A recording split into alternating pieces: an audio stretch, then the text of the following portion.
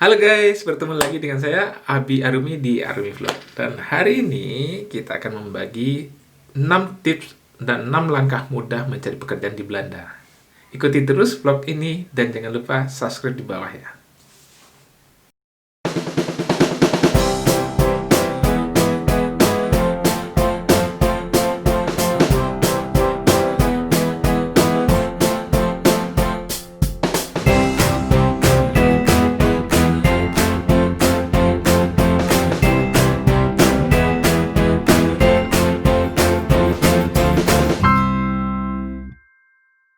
Step pertama yang harus kalian lakukan adalah kalian harus tahu dulu tentang potensi diri kalian. Nah, ini penting sekali karena tanpa mengetahui potensi diri kalian, kalian tidak akan tahu sebesar apa diri kalian atau kemampuan kalian. Nah, kalian harus tahu cari informasi tentang diri kalian, kemampuan kalian, dan asah terus sebaik mungkin sehingga apa yang kalian tuju itu menjadi terrealisasi. Itu yang tahap pertama. Tahap kedua adalah kalian kudu wajib tahu dan bisa berbahasa Belanda. Nah, kenapa bisa saya bilang seperti ini? Hampir 90% pekerjaan saya yang saya lamar itu gagalnya di saya tidak bisa berbahasa Belanda dengan baik. Nah, selalu dipertanyakan, apa kamu bisa berbahasa Belanda? Ya, saya bisa belajar, bisa sedikit, dan saya selalu gagalnya di situ. Dan banyak karena pekerjaan kita kan berkomunikasi. Jadi umumnya orang di Belanda menggunakan bahasa Belanda, bukan? Ya, kita wajib tahu dan bisa berbahasa Belanda. Nah, apabila kalian tidak bisa berbahasa Belanda, saya sarankan ada 2 langkah yang bisa saya sarankan. Pertama, ikuti kursus bahasa Belanda di negara Anda atau di mana Anda berada. Misalnya Anda di Belanda, ya belajar di Belanda. Kalau misalnya Anda di Indonesia, kalian belajar bahasa Belanda atau kursus bahasa Belanda di Indonesia. Yang kedua, kalian bisa download atau beli softbook judulnya Nederland in Gang. Nederland in Gang ini ada 2 seri, A1 dan A2, dan ini melatih kalian praktikal exercise untuk berbahasa Belanda. Nah, setiap buku misalnya A1 dan A2 ini nantinya akan dapat tes, dan tes ini mempunyai sertifikat, dan sertifikat ini bisa kalian gunakan untuk mencari pekerjaan.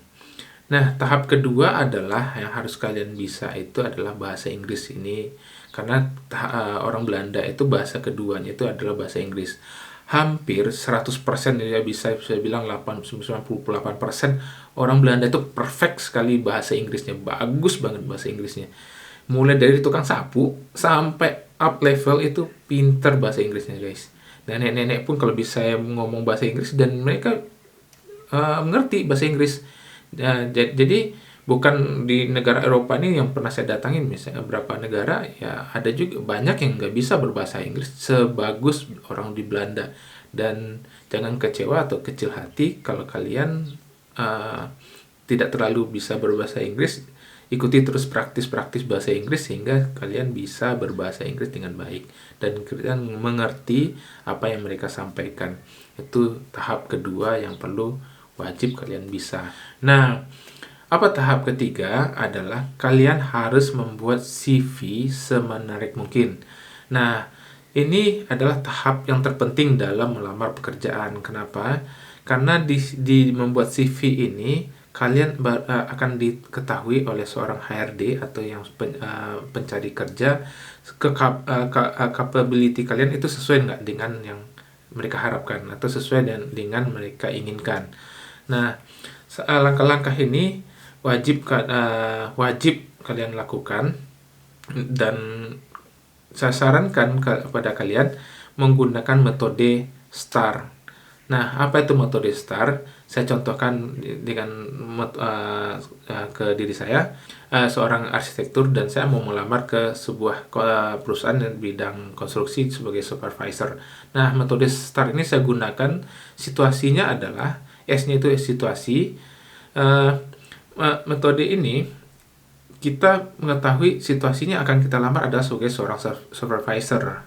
Nah, yang keduanya adalah T atau task. Nah, kita analisa supervisor ini bidang apa? Apakah bidang piping atau bidang konstruksinya, kalau misalnya bidang elektrikal atau banyak di bidangnya, dan kalian analisa ini pekerjaannya jenisnya apa sih gitu.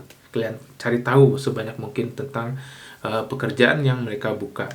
Nah, setelah kalian sudah tahu dengan analisa tadi, nah yang tahap berikutnya adalah itu action. Kalian lakukan langkah-langkah berikutnya.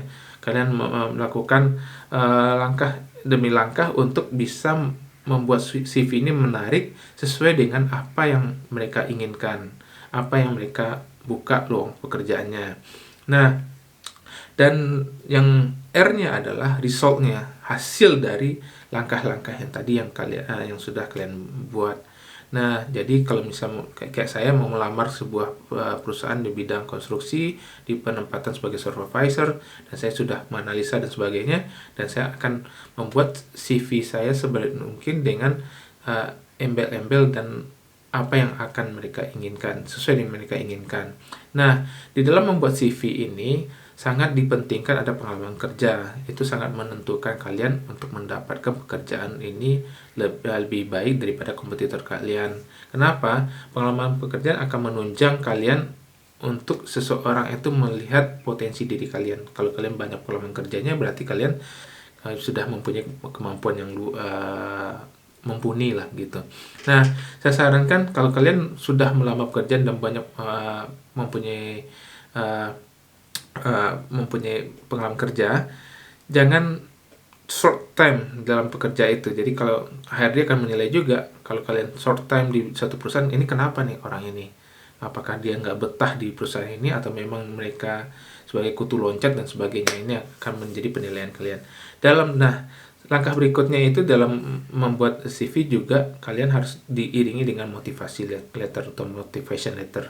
Nah, kalian harus membuat motivation letter sesuai dengan yang diinginkan perusahaan tersebut. Jadi, motivasi apa yang Anda ingin masuk ke dalam perusahaan itu. Nah, ini sangat penting dua ini untuk langkah-langkah kalian untuk melamar pekerjaan di Belanda. Nah, apabila kalian belum pernah sama sekali atau saya baru nih mas, saya belum pernah nih melamar perusahaan, terus saya belum tahu nih buat CV dan langkah-langkahnya. Nah, saya sarankan tahap keempat itu adalah ikuti career advisor. Nah, di Belanda ini banyak sekali career advisor. Nah, kalian bisa browsing atau di mana-mana di browsing siapa career advisor yang bagus, dan kalian bisa mengikuti training-training untuk cara-cara ampuh untuk mendapatkan pekerjaan di Belanda.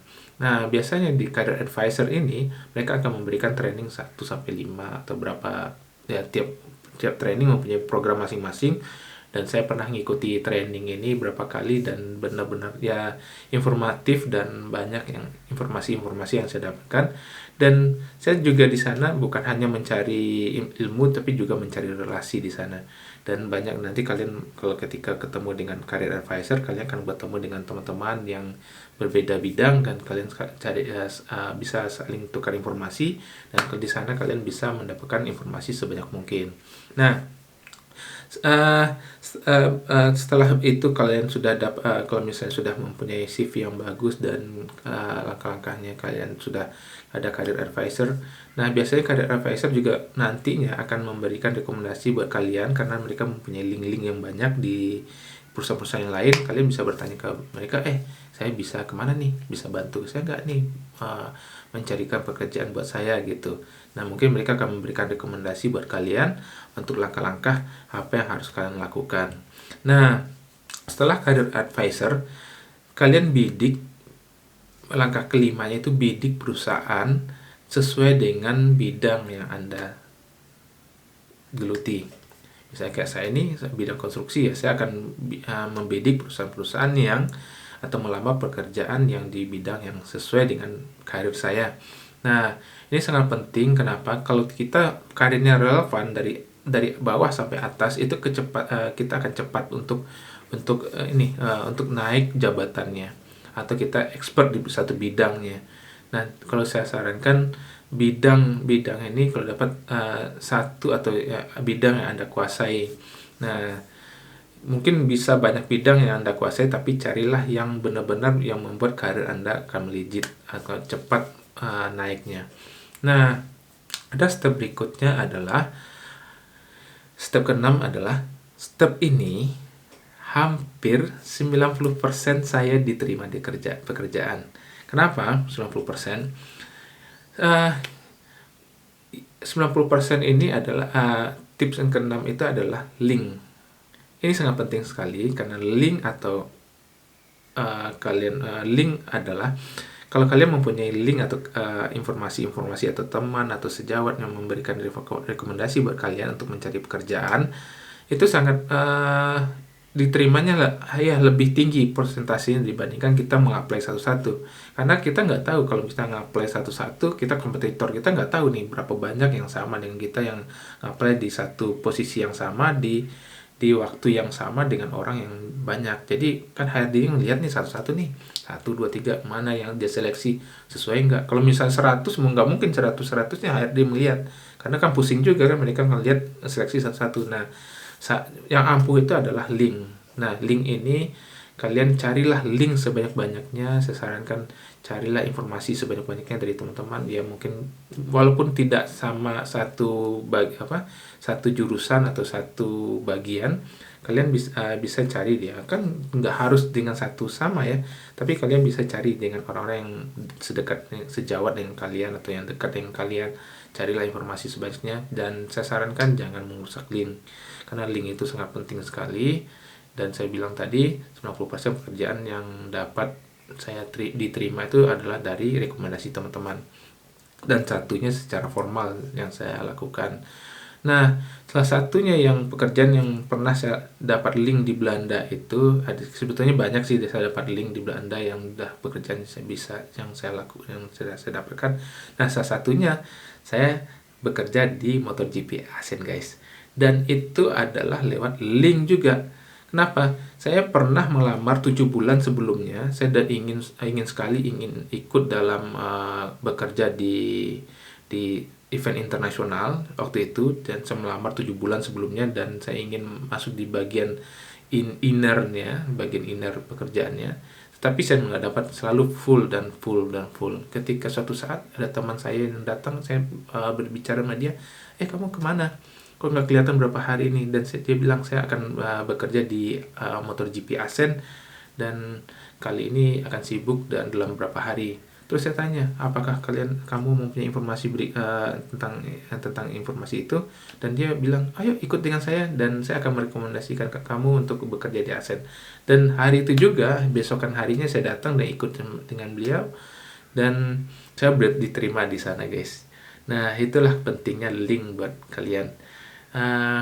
Mungkin kalau kalian butuh informasi banyak lagi tentang informasi mencari pekerjaan di Belanda, jangan lupa ditulis di kolom komentar di bawah ini. Dan informasi yang saya dapatkan, apabila saya tidak mempunyai informasi, saya akan coba cari informasinya dan akan membagi share buat kalian.